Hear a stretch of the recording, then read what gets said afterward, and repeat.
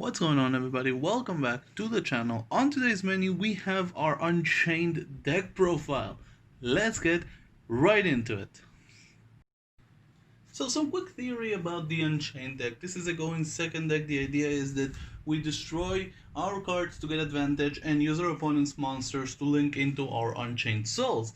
Let's get right into the monsters and I'll explain what they do as we move through them. So first of all, we are playing triple Unchained Twins Aruha. This card's effect activates from the hand, targeting one card we control, destroying it, and if we do, we special summon this card from our hand onto the field. Now, the ideal play is to actually set up one of our Unchained traps, Abominable Chamber of the Unchained or Escape of the Unchained, destroying them, and special summoning this card and getting the effect of those cards to special summon from the deck another Unchained monster. Of course, this card also has a second effect that if it is destroyed by an effect that is not an Unchained Aruha's effect or by battle, you can special summon one Unchained monster from our deck or our hand. Next up, we're playing triple Unchained Twins Sarama. This card's effect is that I can set up one Unchained card from my graveyard and then I can destroy one card on my field.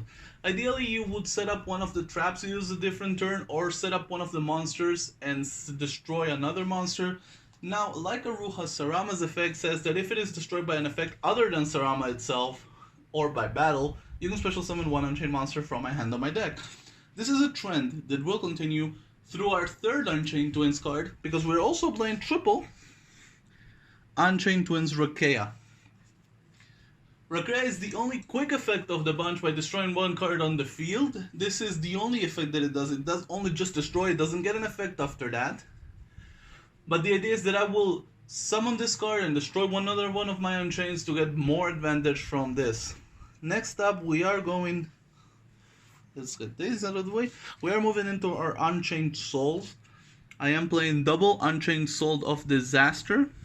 This card's effect is that I can target one monster my opponent controls, and I can link summon using only that monster and Unchained Soul of Disaster into a Dark Lake monster. It doesn't have to be one of the Unchained Souls.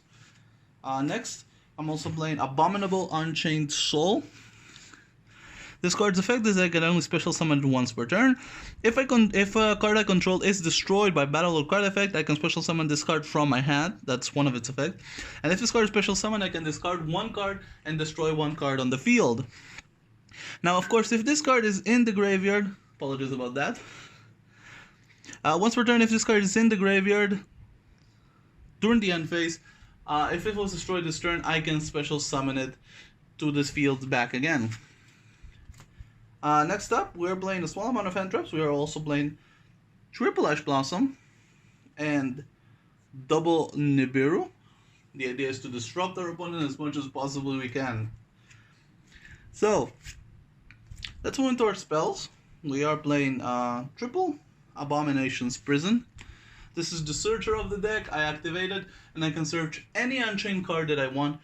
This card's effect has the same second effect as all of the Unchained spells and traps. If this card is set on the field and it is destroyed, I can special summon one Unchained monster from my deck.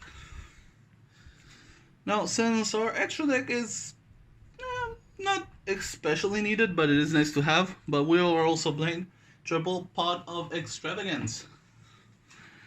It's draw advantage, what else can I say? Also, to disrupt their opponent's field, we're also playing triple Dark Ruler No More. This deck is supremely good against combo decks going second. It can disrupt their field so easily and get more and more advantage by taking out their negations. I'm also playing one Wailing of the Unchained Souls and one Called by the Grave.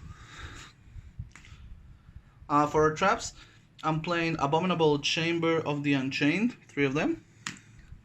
This card is our Monster Reborn or special summon from the hand.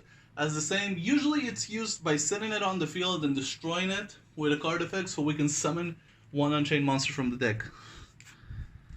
Next up, we're also playing triple Escape of the Unchained. This is a disruptor more than but the same effect applies to Abominable Chamber of the Unchained.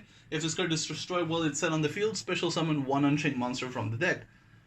But this is also our disruptor. By destroying one Unchained card we control, we can destroy one card on the field and gain effect from that.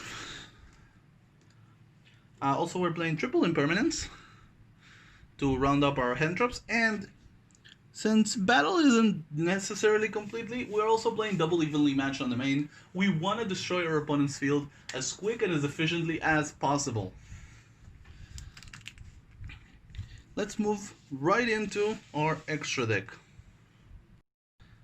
Now, for our extra deck, we are playing triple Unchained Soul of Rage. This is the big angry dog, as I like to call it. This is a quick effect, the same as Unchained Soul of Disaster. By targeting one card our opponent controls, we can use it to link summon using that card and only this card, but this is a quick effect because we can use it during our opponent's main phase. This is one of the disruptors the deck has, so we can get more advantage during our opponent's turn. To complement that, we're also playing triple Unchained Soul of Anguish.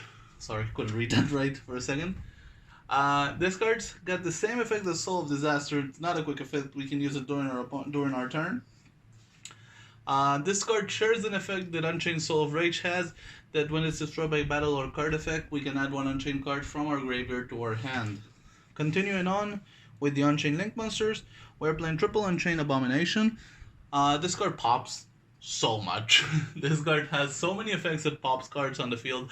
I'm sure you're well aware of what this card does. This is one of the very big disruptors the deck has, and we love to use it, we love to go into it. Now, to complement our Link lineup, we're also playing double Nightmare Unicorn. This is a Fiend Dark monster. Since some of the effects of the Unchained cards lock you into Fiends, and the effects to Sling Summon make you summon dark monsters, this card goes perfectly with the deck. So we love to go into it, and we love to use it to disrupt our opponents. Next up, this is not double Topologic Trisbania. This is actually one Trisbania and one Zeroboros. Sadly, I cannot find my Zeroboros, so I put the Trisbania in there. But remember, don't play two Trisbania, play one Trisbania, one Zeroboros. Good disruption just to wipe our opponent's entire field. It's great. And last but not least, since we are playing a couple level 8s, let's use it to go and I don't want to call it disrupt, let's call it get rid of problematic cards such as Dragoon. This is one of these cards that this deck has a little bit of trouble getting rid of, Dragoon and Mechanite Crusadia Abramax, for example. So we have this ace in our pocket to get rid of some of their opponent's more problematic cards. Now guys, I want to thank you very much for watching. I apologize if this wasn't the same or I wasn't as energetic as with other deck profiles, but trust me, I will get back into full strength pretty soon. Thank you very much for watching, and as always, it's been easy. See ya.